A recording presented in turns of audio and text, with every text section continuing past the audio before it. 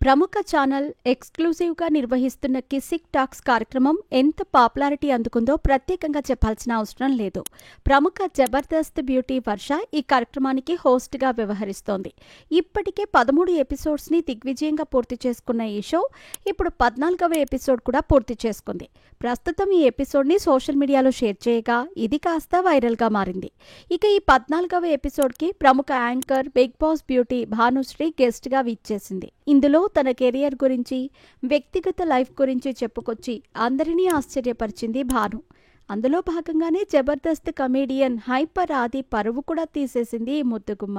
తాజాగా Kissik talks podcast ఇంటర్వ్యూలో భాగంగా వర్ష ప్రశ్నిస్తూ, ఇప్పుడు స్వయంవరం పెడితే ఆ లిస్టులో ఎవరుండాలి అని ప్రశ్నించగా రణబీర్ కపూర్, విజయ్ దేవరకొండ పేర్లు చెప్పుకొచ్చింది.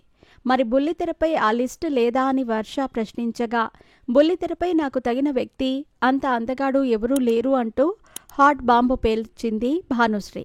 హైపరాది ఉన్నారు కదా అని జబర్దస్త్ కమేడియన్ పేరు వర్ష ప్రస్తావించగా, నన్ను వివాహం చేసుకోవాలంటే ఒక స్థాయి ఉండాలి, అతడికి ఆ స్థాయి లేదు. అంతేకాదు, ఒకసారి కటౌట్ కూడా చూసుకోవాలి.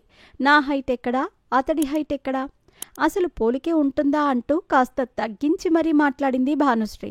దీంతో హైపరాది అభిమానులు భానుశ్రీపై మండిపడుతున్నారు. మనిషి కటౌట్ కాదు, వ్యక్తిత్వం చూసి జీవిత భాగస్వామిని చేసుకోవాలి అంటూ హితవు పలుకుతున్నారు.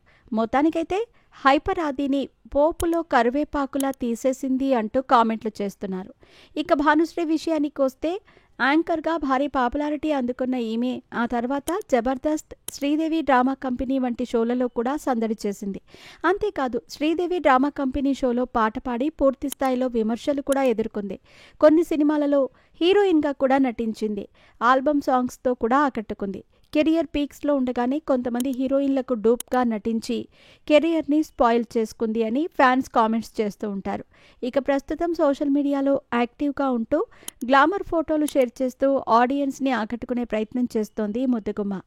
ఇప్పుడు ఇలా ఈ కార్యక్రమానికి గెస్ట్గా విచ్చేసి తన పర్సనల్ లైఫ్లో విషయాలతో పాటు బ్రేకప్ విషయాన్ని కూడా చెప్పుకొచ్చింది.